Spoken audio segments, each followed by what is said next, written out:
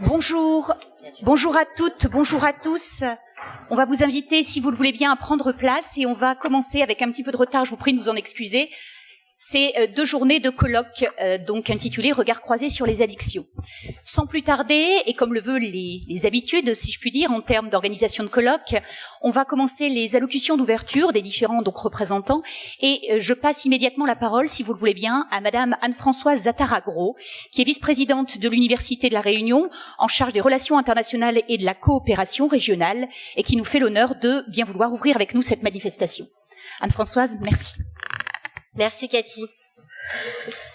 Mesdames, Messieurs, en vos titres et qualités, chers partenaires, chers collègues, chers étudiants, chers amis, c'est avec beaucoup de plaisir donc que je me trouve avec vous ce matin pour ouvrir donc ce beau colloque sur les addictions. Je voudrais tout d'abord vous souhaiter la bienvenue au sein de cette université et associer à mes remerciements donc le président Frédéric Miranville qui regrette de ne pouvoir être présent aujourd'hui, mais qui est retenu donc actuellement en dialogue de gestion puisque nous sommes en période budgétaire.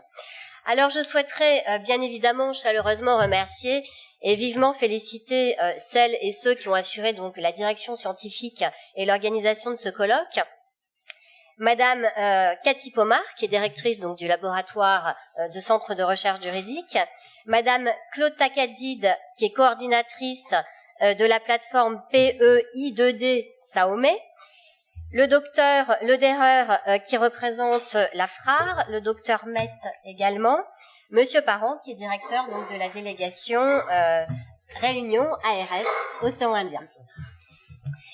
Je voudrais également donc vous remercier parce que cette manifestation que nous accueillons aujourd'hui, eh bien, elle participe de notre vision d'établissement qui est celle de contribuer à la construction d'un espace india-océanique de l'enseignement supérieur de la recherche en nous appuyant sur 3 valeurs fondamentales, 3 valeurs qui sont la collaboration tout d'abord, l'ouverture ensuite et l'excellence. Collaboration, eh bien, c'est tout le sens de cette manifestation puisque c'est le fruit d'une démarche partenariale entre la FRAR et 2 acteurs majeurs de la formation, donc la plateforme PEI2D, Saomé et bien évidemment donc l'Université de La Réunion. Ouverture ensuite puisque ce colloque aborde la question des addictions selon une double approche. Une approche tout d'abord transversale et puis une approche comparative en réunissant eh bien, par une démarche scientifique globale un parterre impressionnant d'intervenants. Nous avons donc des autorités de notre île. Je salue la présence de la préfecture à travers son directeur de cabinet, les sous-préfets, les magistrats, le juge Dodin, donc qui nous vient de la Cour suprême des Seychelles, le président du tribunal de grande instance de Saint-Denis, les procureurs de la République de Saint-Denis et de Saint-Pierre, les directeurs des services de l'État, les douanes, la sécurité publique, la présence de nos amis mauriciens de la direction des poursuites publiques, les directeurs des établissements publics, le CHU de La Réunion, l'établissement public de santé mentale de La Réunion et bien évidemment l'agence régionale Réunion donc de santé Océan Indien. Mais également nous accueillons des personnalités de La Réunion, en particulier du monde associatif. J'ai cité la FRAR tout à l'heure, mais également donc d'autres associations, un autre regard, des acteurs du terrain, des services de la justice, des services éducatifs et bien évidemment des spécialistes du sujet, puisque donc sont présents avec nous des enseignants-chercheurs et chercheurs d'universités donc nantaises, parisiennes, et bien évidemment donc nos collègues de l'Université de La Réunion qui sont engagés dans ce projet avec des doctorants et également des étudiants. Et je ne souhaiterais bien évidemment pas oublier tous les praticiens hospitaliers, puisque sont conviés donc aujourd'hui eh bien, les praticiens donc, du CHU de La Réunion, du centre hospitalier de Mayotte, du centre hospitalier universitaire de Taomassina, et bien évidemment des praticiens hospitaliers de Maurice. Troisième valeur, l'excellence. Excellence car les objectifs de cette manifestation sont effectivement ambitieux. Premier objectif, il s'agit d'analyser le phénomène des addictions en s'intéressant à différents aspects, des aspects juridiques mais également extra-juridiques, anthropologiques et sociologiques, de façon à saisir comment le système juridique effectivement va les appréhender de façon générale, puis de façon spéciale par le prisme notamment des stupéfiants, en utilisant une démarche verticale de haut en bas, en travaillant effectivement sur l'action du législateur, mais également de bas en haut, puisque le sujet de l'expérimentation est également à l'honneur. Démarche également horizontale, puisqu'il s'agit bien de se livrer à un examen comparatif des différentes législations et des pratiques qui donc existent dans la zone océan Indien. Je voudrais vous féliciter car la thématique est porteuse. D'un point de vue quantitatif, on a bien évidemment des chiffres qui ont été tirés du rapport national de la Commission nationale consultative des droits de l'homme, qui est paru donc au JO de mars 2017. On a certains chiffres qui sont évocateurs. Pour ce qui est d'usage du cannabis, par exemple, nous avions à peu près 1,4 million de personnes qui sont actuellement consommateurs. Au niveau de l'alcool, 8,7 millions. Du tabac, 13 millions.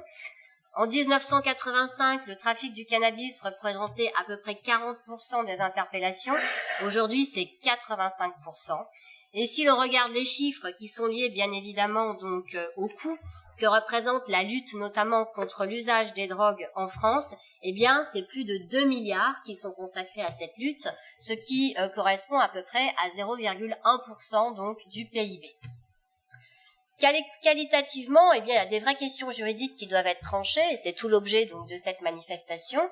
La question de savoir s'il faut ériger l'addiction effectivement en notion juridique, la question de la conventionnalisation de l'usage des stupéfiants et la place à l'autonomie de la volonté, le sujet de la décriminalisation, bref, les thèmes sont nombreux. Et ces questions, bien évidemment, elles nous sont communes, d'abord au vu de l'augmentation donc dans la zone de l'usage et du trafic de stupéfiants, ce qui entraîne toute une série de conséquences, bien évidemment, sur le plan de la responsabilité sociale et juridique, que quelques lois récentes, j'ai envie de dire, ont tenté de juguler, notamment donc à Maurice, puisque donc nous avons une loi qui a été adoptée en 2016, aux Seychelles également, donc pour renforcer et mettre en place des mesures beaucoup plus efficaces pour lutter contre l'abus et le trafic de drogue. Ce que je souhaiterais vous dire, c'est que cet engagement de l'université dans la construction d'un dialogue interrégional, il faut bien évidemment le soutenir. C'est tout le sens, bien évidemment, du colloque d'aujourd'hui, puisque nous avons effectivement donc pour ambition, en tant qu'université française, qui est la seule université donc de l'océan Indien à avoir, je dirais, non seulement donc une dimension française, mais également une dimension européenne, de nous engager vers une voie d'intégration régionale dans les domaines, bien évidemment, de la formation et de la recherche. Et c'est probablement donc tout le sens du colloque d'aujourd'hui. Donc je vous remercie, chers organisateurs, chers collègues, chers partenaires, bien évidemment, de nous offrir cette manifestation. Soyez assurés de notre gratitude et de notre engagement donc à vos côtés. Voilà, je vous remercie de votre attention et je vous souhaite d'excellents travaux.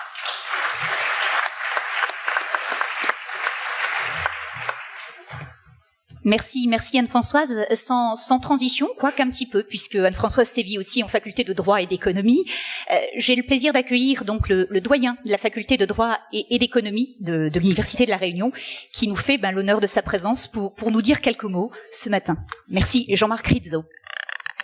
Mesdames, Messieurs, bonjour. Exercice un petit peu différent pour moi ce jour, puisque j'ai l'habitude d'accueillir les colloques qui se déroulent dans les murs de notre faculté de droit et d'économie, de dire combien je suis heureux d'accueillir les participants dans notre jolie faculté. Aujourd'hui, nous vous accueillons dans notre belle amphi bioclimatique, donc je suis ravi qu'Anne-Françoise Zattara ait parlé la première. Donc en réalité, moi, si je suis... on m'a fait l'honneur de m'inviter aujourd'hui, c'est pour autre chose, c'est parce que l'un des co-organisateurs de cette manifestation est l'un des 2 centres de recherche de la faculté de droit et d'économie, le centre de recherche juridique, le CRJ, qui accueille les enseignants-chercheurs spécialisés en droit. Et je dois l'avouer, moi, l'économiste issu de l'autre centre, que la vitalité du CRJ est absolument impressionnante. Il ne se passe pratiquement pas 2 mois au cours de l'année universitaire sans qu'il ne soit organisé par l'un ou plusieurs de ses membres un colloque ou une journée d'études sur les thèmes les plus divers que l'on puisse imaginer. Pour n'en citer que quelques-uns parmi les derniers: commande publique et insularité, l'égalité réelle en Outre-mer, les investissements dans le secteur minier, la départementalisation en Mayotte, sécurité sanitaire et risques médicamenteux. Tiens, un thème en lien avec la santé, déjà, Ça n'est évidemment pas un hasard. Nous le devons à la directrice du CRJ, Cathy Pomar, probablement l'une des personnalités les plus remarquables de notre université. Cathy Pomar, qui cumule plusieurs vies en une, tu vas regretter de m'avoir invité, réussit l'exploit d'exercer avec la même vitalité les trois facettes ou les trois phases de notre métier, enseignement, recherche et administration. Donc si je suis ici ce jour, Cathy, c'est avant tout pour te dire merci. Merci au nom de la faculté de droit et d'économie, merci pour tout ce que tu lui apportes, merci pour toutes les pierres que tu ajoutes à l'édifice. Je me dois aussi, je le fais à chaque fois et c'est avec un réel plaisir, remercier nos merveilleux services administratifs et techniques sans lesquels aucune de nos manifestations ne pourrait se dérouler. Parmi les membres de notre faculté de droit et d'économie, 3 personnes, Isabelle, Elisabeth, Karine Légoutte, qui est ici, qui doit se cacher quelque part, et Coralie Véron, qui prend les photos là-haut, et qui est l'auteur, en particulier, de l'affiche de la manifestation. Une pensée particulière également pour Vanny Waro, qui fait ses débuts aujourd'hui, et à qui je souhaite le meilleur pour la suite dans notre beau métier. Voilà, alors je ne dirai rien sur le thème du jour, je n'ai que d'affreuses banalités à dire. Alors j'aurais pu rechercher des chiffres, puis essayer de voir quel est le lien avec l'économie, mais je ne suis pas sûr que ça aurait intéressé grand monde. En tout cas, je pense qu'aujourd'hui certains le feront bien mieux que je ne saurais le faire. Je voudrais juste souligner l'une des spécificités de cette manifestation qui me ravit tout particulièrement, le fait qu'elle accueille des intervenants issus de domaines de recherche très différents. C'est aussi cela une université pluridisciplinaire qui fonctionne. Voilà, cette fois j'ai bien fini. Je me reste à vous souhaiter un excellent colloque et les débats les plus fructueux qui soient.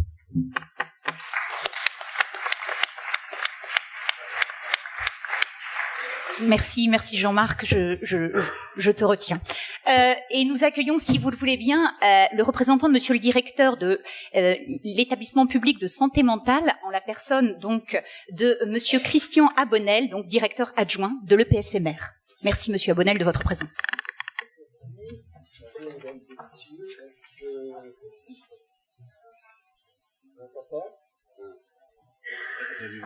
messieurs.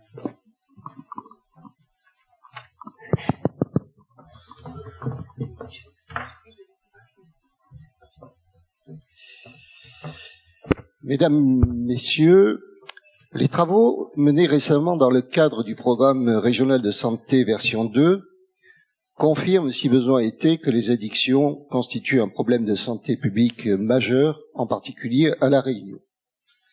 L'alcool, le tabac, s'ils viennent en tête du hit parade des substances psychoactives les plus consommées sur notre île, ne nous font pas oublier que le ZAMAL, l'usage détourné des médicaments, font aussi, hélas, partie du paysage réunionnais des addictions. Les conséquences sanitaires de ces addictions et comportements addictifs, directs ou indirects, se mesurent souvent en nombre de décès et probablement pour la plupart d'entre eux évitables. Ainsi, on a pu dénombrer 770 décès par an dus à la consommation de tabac et d'alcool en moyenne sur la période 2011-2013. Au-delà de ces chiffres, et pour l'ensemble constitué par l'établissement public de santé mentale de La Réunion et le centre hospitalier Gabriel Martin que je représente aujourd'hui, la prise en charge des addictions ou de ses conséquences sur la santé mentale et physique des patients à divers âges de la vie et à des degrés divers de gravité constitue, vous l'imaginez, une part importante de notre clientèle et de l'activité.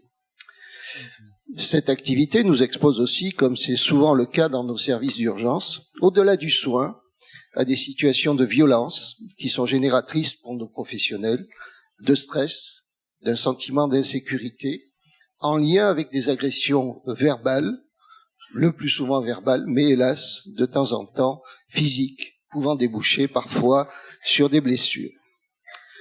Pour le coup, la gestion de ces situations de violence, du fait de personnes sous l'emprise de l'alcool et autres, vient désormais en bonne place dans les plans de formation continue de nos hôpitaux. Pour autant, nos professionnels sont nombreux à nous interpeller sur le sentiment d'insécurité croissante qu'ils vivent ou ressentent sur le lieu de travail, sur la difficulté dans ce contexte à délivrer des soins appropriés. Nombreuses sont également les questions qu'ils se posent sur leurs droits face à un patient fortement alcoolisé qui les agresse, voire les menace. Sur la protection de l'hôpital, leur employeur, que celui-ci doit et peut leur assurer. Sur le devenir des produits, notamment de substances illicites, que parfois ils ont pu saisir sur les personnes venues se faire soigner. Bref, donc de vraies préoccupations que ce colloque d'ailleurs devrait nous permettre donc d'éclaircir. Pour en revenir à l'organisation hospitalière, celle-ci c'est dans le prolongement du plan 2007-2011 intitulé La prise en charge et la prévention des addictions. C'est un document du ministère de la Santé de 2006.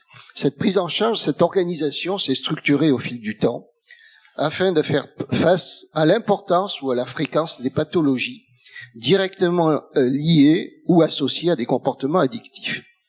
Au CAGM, par exemple, l'équipe de liaison et de soins en addictologie, l'ELSA, apporte son soutien et appui spécialisé aux équipes médicales et soignantes qui reçoivent et soignent les patients concernés, notamment au service des urgences.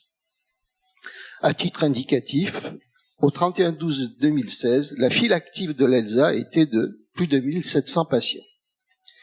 Pour ce qui est de l'EPSMR, je vais laisser le soin au docteur François Apavopoulet qui interviendra plus tard dans ce colloque et que je remercie d'ailleurs pour sa contribution à l'organisation du dit colloque. Je lui laisserai donc le soin de vous parler, en tant que de besoin, des incidences sur la santé mentale, de la consommation excessive des substances addictives et de la part qu'occupe dans les diverses unités et services de l'EPSMR la prise en charge de ces patients concernés. La prise en charge dans nos établissements de santé n'est bien sûr qu'un épisode de ce qu'il faut appeler, ou ce qu'on pourrait appeler, un parcours addictologique. L'amélioration de cette filière addictologique réunionnaise ne peut passer que par, et c'est tout l'intérêt de ce colloque, que par des approches décloisonnées, enrichies par les regards croisés des acteurs hors du champ sanitaire, les regards des ethnologues, des sociologues, des juristes, des hommes de loi, des philosophes, des enseignants, des chercheurs. Et je pense qu'ils sont bien représentés à ce colloque et c'est une très bonne chose. Par ailleurs, les expériences que nous ferons partager les représentants de Mayotte et des autres pays de la zone OI, Madagascar, Maurice, nous permettront également d'élargir nos horizons sur d'autres approches, aussi bien en termes d'organisation sanitaire que de cadre juridique, éventuellement répressif, en place. Je tiens donc à remercier, au nom de Monsieur Bien, directeur des établissements, donc établissement public de santé mentale et centre hospitalier Gabriel Martin, et en mon nom, tous ceux qui ont pris l'initiative de ce colloque, le premier, je crois, sur cette thématique réunissant des acteurs de la santé, de l'université, de la justice, et qui ont contribué donc à son organisation. Merci à tous les contributeurs qui ne manqueront pas d'apporter les éclairages complémentaires au prendre soin, éclairages sur les dimensions sociales, ethnologiques, juridiques, éthiques des comportements addictifs à La Réunion. Je vous remercie de votre attention.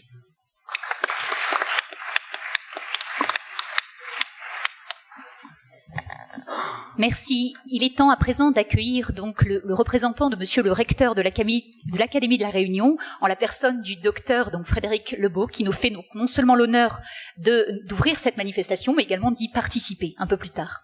Je vous remercie. Honorable Assemblée, mesdames, messieurs, tout d'abord, je vous demande de bien vouloir excuser Monsieur le recteur, qui, comme vous le savez, est extrêmement sensibilisé au problème des addictions dans notre académie. Alors je dirais académie, mais notre région, notre département, c'est la même chose. Nous avons 200 000 enfants scolarisés. La moitié est en âge de tester, d'essayer des substances, voire de consommer des substances. Nous avons une réelle problématique de santé publique avec des produits accessibles extrêmement facilement. Que ce soit le tabac, la réglementation n'étant pas forcément respectée à la vente, que ce soit l'alcool avec des camions-bars qui vendent sous le manteau des bières et des alcools forts, ou que ce soit un produit local dont on a parlé, le Zamal, qui est facilement accessible, qui pousse facilement, et dont les jeunes savent très bien comment et où se le procurer. On sait très bien que les établissements devraient être des sanctuaires, mais qu'avec la société, les nouvelles technologies, ce sanctuaire est mis à mal de plus en plus. Les drogues rentrent dans les établissements. Ça se consomme pas souvent parce que s'ils se font attraper, bien évidemment, il y a une réglementation, il y a des lois, mais on sait que ces produits sont vendus devant, voire à l'intérieur des établissements. Et je crois que ce problème de santé publique doit être pris à bras-le-corps par tout le monde. Je dois remercier quand même la Mildeca, l'ARS Réunion, qui est vraiment engagée à nos côtés par le financement d'associations, associations ici présentes que je remercie. Elles sont 3 principales, avec qui nous montons des projets d'envergure, novateurs, pour faire de la prévention primaire. Mais nous voulons maintenant nous engager dans une volet supplémentaire qui est la prévention secondaire, c'est-à-dire par la prise en compte des enfants ayant commencé ou ayant des problèmes avec les addictions. Pour cela, il existe des structures, ce sont les consultations jeunes consommateurs qui normalement sont dans l'Exapass et ne peuvent pas rentrer dans les établissements, sauf que là nous allons faire une expérimentation pour qu'ils puissent être au sein des établissements, non pas pour des consultations, mais pour de l'accueil et de l'orientation. La problématique que l'on a à l'éducation nationale, c'est que nous accueillons au sein des établissements des enfants mineurs. Qui est responsable d'un enfant mineur? D'abord les parents, mais ensuite le chef d'établissement, qui lui représente l'autorité morale et le rappel à la loi. Au sein de ces établissements, il y a des médico-sociaux qui, eux, reçoivent des déclarations et qui sont assujettis au secret médical pour les médecins et professionnels pour les autres professions. Comment la législation permet de ne pas faire que de la répression, mais d'accompagner des élèves dans les meilleures conditions? Je suis content que le PSMR soit là parce que on touche à un sujet qui est un sujet de santé mentale et comment avoir l'adhésion des jeunes qui de toute façon nous regardent et disent bah oui, mais moi je fais ce que je veux. Et comment on peut les convaincre, comment on peut les coopter pour qu'ils rentrent dans un comportement responsable. À ce sujet, l'Éducation nationale depuis 2 ans a intégré dans le code de l'éducation, mais aussi dans le code de l'éducation, ce qu'on appelle de la santé, le parcours éducatif de santé, dont le premier volet est à la charge des établissements et des enseignants pour le développement des compétences psychosociales. Compétences psychosociales qui sont pas si nombreuses que ça, mais qui devraient développer dès l'école maternelle jusqu'à la terminale. Ces compétences psychosociales permettent à l'individu de faire des choix, de négocier, de discuter, de savoir exactement qui il est et ce qu'il fait. Ceci est bon aussi pour la nutrition. Vous savez qu'un des problèmes de santé majeurs à La Réunion, c'est le diabète, mais c'est aussi bon pour d'autres comportements comme l'éducation à la sexualité. Voilà. Moi, je tiens à remercier les organisateurs de ce colloque qui permettent de mettre tout le monde autour de la table, dont l'université, donc la recherche aussi. Et j'espère qu'on aura quelques réponses à nos problématiques que l'on rencontre dans notre quotidien. Et pour cela, nous aurons une table ronde cet après-midi spécialisée, orientée enfants et enfants scolarisés. Merci de votre attention.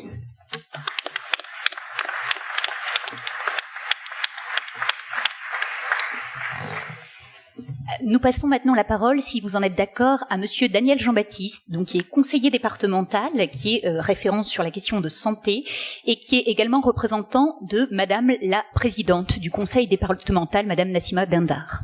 Monsieur. Merci.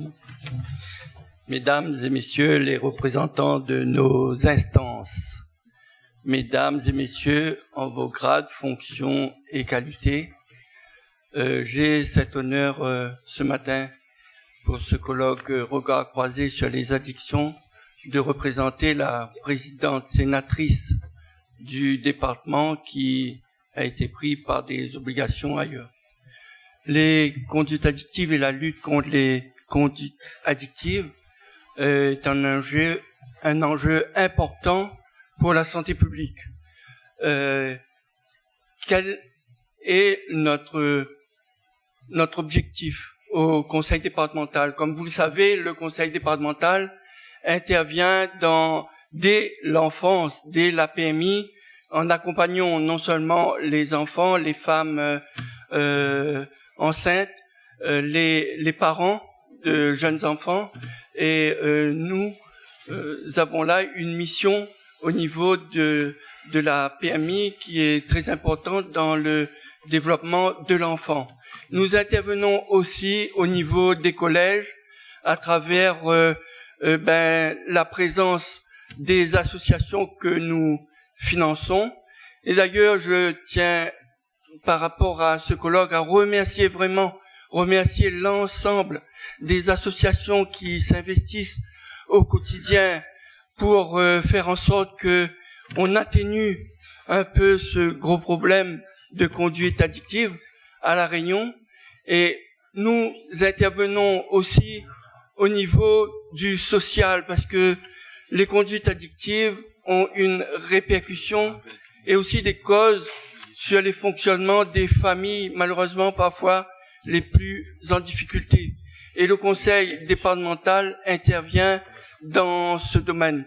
Mais aujourd'hui, c'est plutôt, est-ce que j'ai cru comprendre, c'est partager les expériences des uns et des autres à travers les professionnels de santé, de soins qui s'investissent au quotidien auprès des plus fragiles d'entre nous, mais aussi mettre en lien pour une des premières fois la justice et le droit avec les problèmes sanitaires et sociaux que connaît notre département.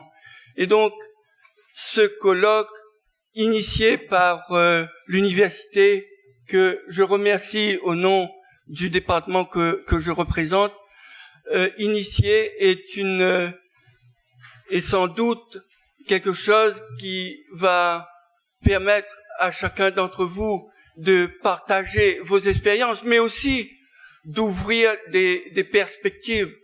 Nous avons, nous, au Conseil départemental, devant l'ampleur aussi des dégâts que causent sur l'individu les conduites addictives, l'individu, les familles, la société, les conduites addictives, initier des rencontres avec les professionnels compétents et qui s'investissent, comme je vous ai dit tout à l'heure, au quotidien et sans compter leurs heures pour défendre et pour lutter contre les conduites addictives. On entend dans les journaux non seulement ces conduites addictives, la pousse encore dernièrement au port, nous avons vu, mais là c'est plus par rapport aux substances que vous aurez à travailler.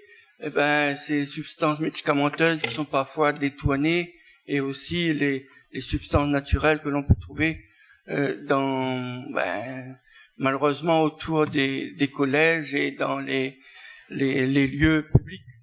Et donc, au nom de la présidente du conseil départemental, je vous souhaite un fructueux colloque et je vous remercie encore une fois pour votre contribution et votre participation à ce grand fléau que connaît La Réunion. Merci à tous.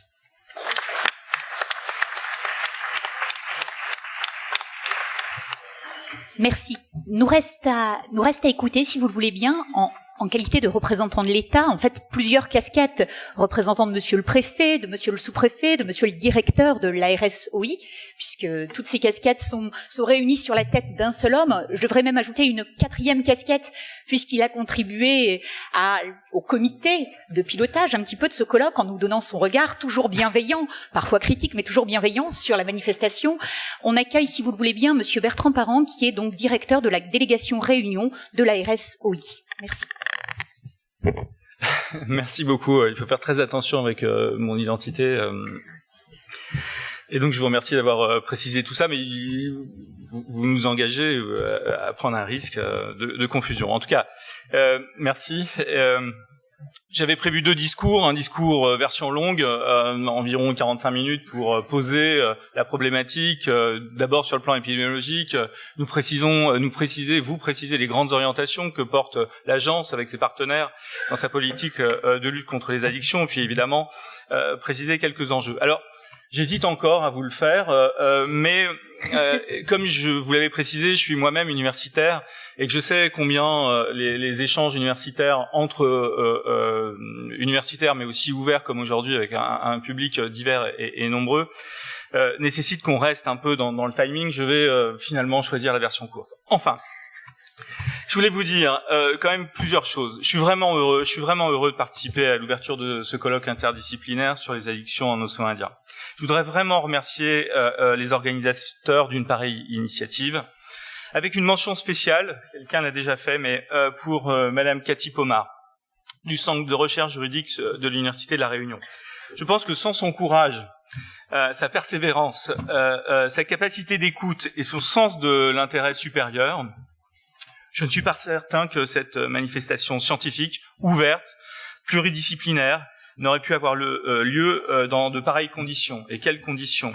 Qualité et diversité des intervenants, souci de l'approche pluridisciplinaire, approche comparée au océan Indien, présence de professionnels, public important, nombreux.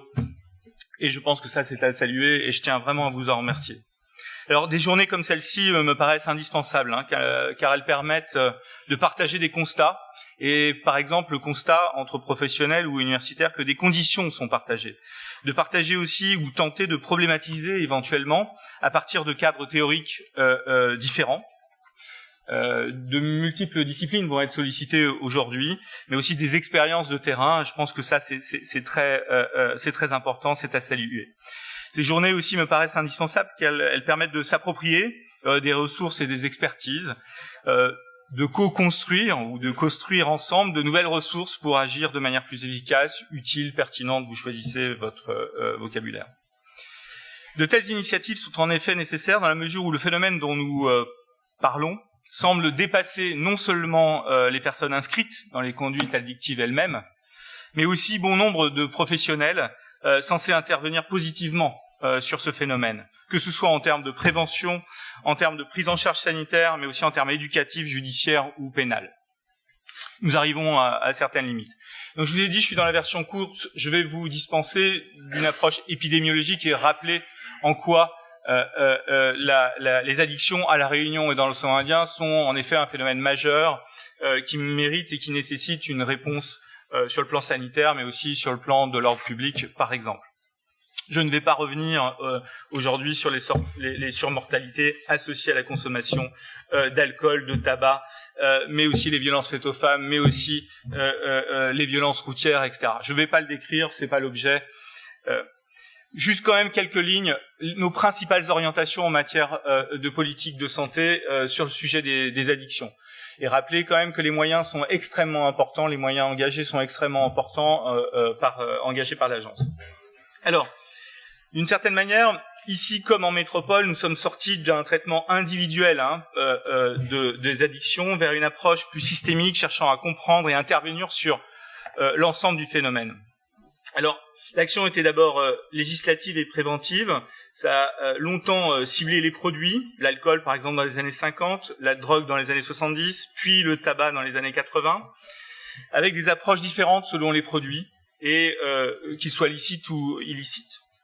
Puis, progressivement, nous avons commencé à parler de réduction des risques en privilégiant des approches sanitaires au lieu de se limiter à l'interdiction.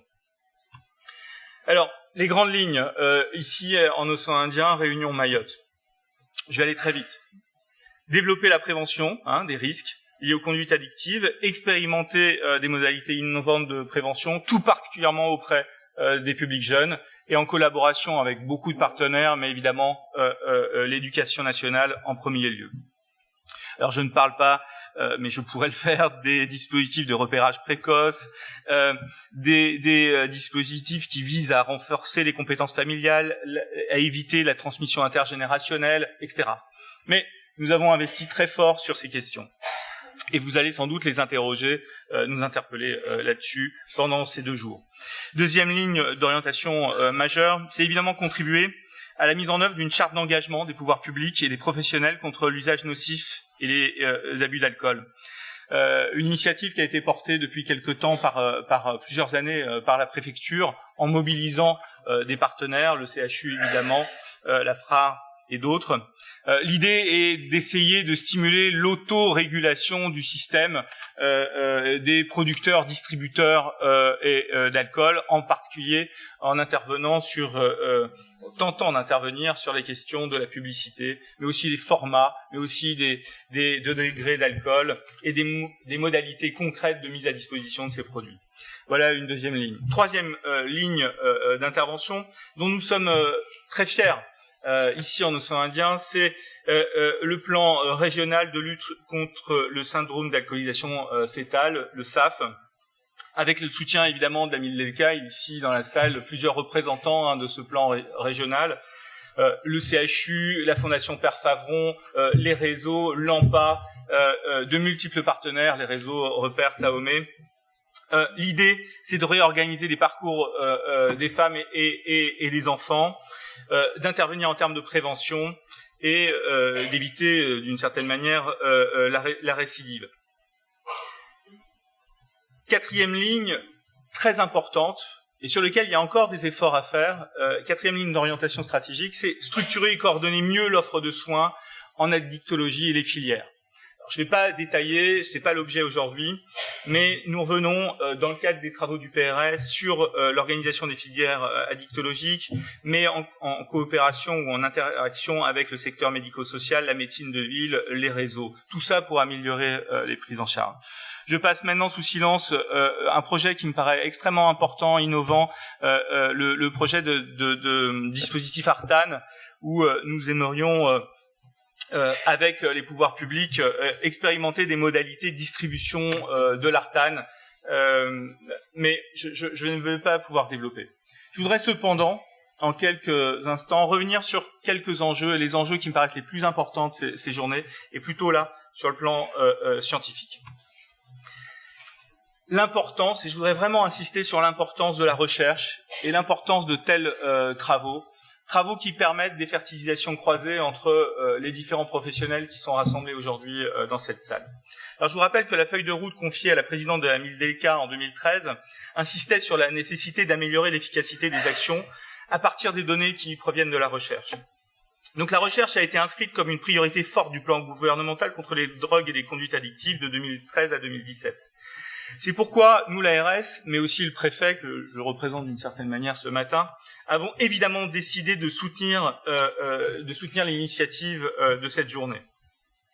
Alors pour mettre en œuvre des politiques publiques efficaces sur ces problématiques complexes, la collaboration entre les professionnels des différents horizons est indispensable pour progresser. Et votre journée, qui est organisée là, mobilise une comité scientifique, une communauté scientifique, mais aussi tous ces professionnels, et c'est vraiment à saluer, je me répète.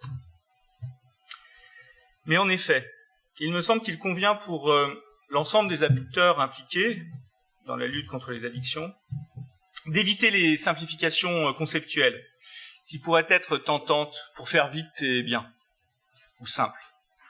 Alors, pour légitimes qu'elles soient, les démarches qui ne questionneraient pas leur fondement épistémologique et ne prendraient pas en compte la complexité des cultures, la prégnance des facteurs anthropologiques et sociaux, qui ne prendraient pas en compte la complexité des logiques d'intervention dans les champs sanitaires et sociaux, risquent des effets de contre-productivité.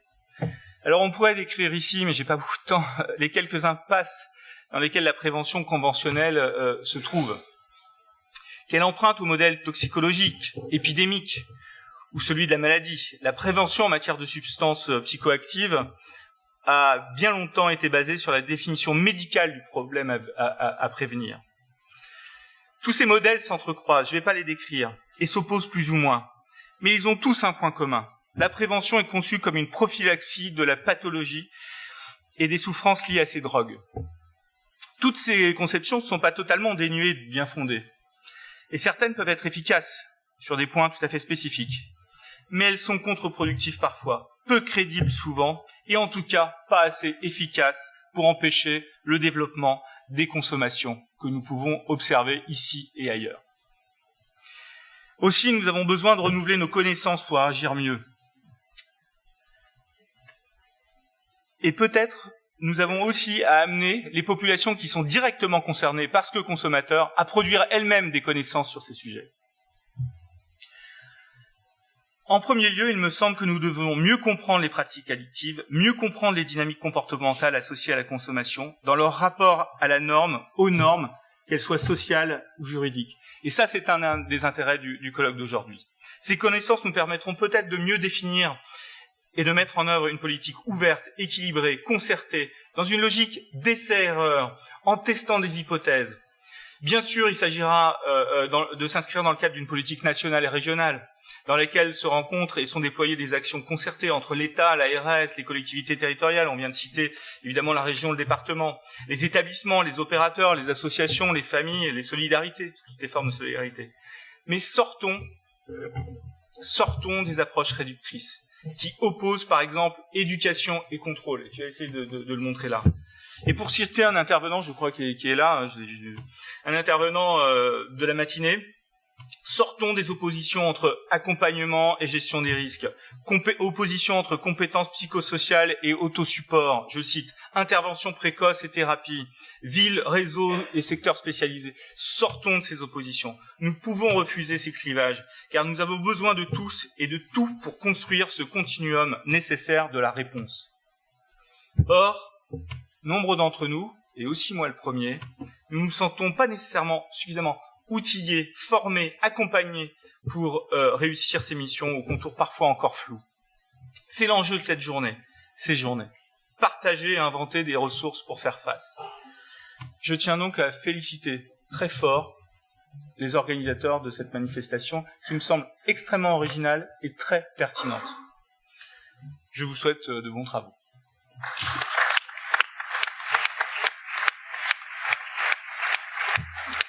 Merci à toutes et à tous. Merci pour ces propos tout à fait adaptés vraiment au nom des organisateurs de l'événement. Je suis ravie. Peut-être clôturer ces propos d'allocution d'ouverture en vous signalant que malheureusement la collectivité régionale, qui est pourtant partenaire, n'a pas pu être présente parmi nous ce soir. Elle nous soutient cependant et elle soutient la démarche, donc on le remercie vivement. Et également souligner que le centre hospitalo-universitaire, donc le centre universitaire, le CHU, n'a pas pu être présent parmi nous ce matin, donc son directeur ne pouvait pas être présent. Cependant, il s'associe évidemment à cette manifestation, non seulement le CHU, mais également le GHER sont directement impliqués, et c'était évidemment tout à fait naturel dans la mesure où la FRAR est l'un des organisateurs phares du colloque.